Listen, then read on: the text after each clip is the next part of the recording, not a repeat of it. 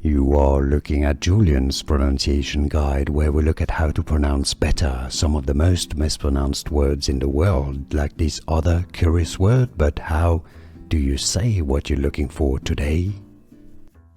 Name pronunciation from Italian.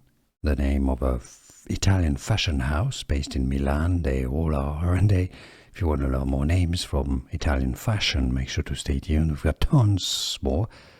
And French, Trussardi. That's the Italian pronunciation right here. So let's break it down.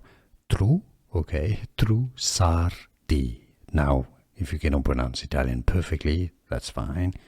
In English, you can say it as Trussardi. Okay, stress on that sa syllable.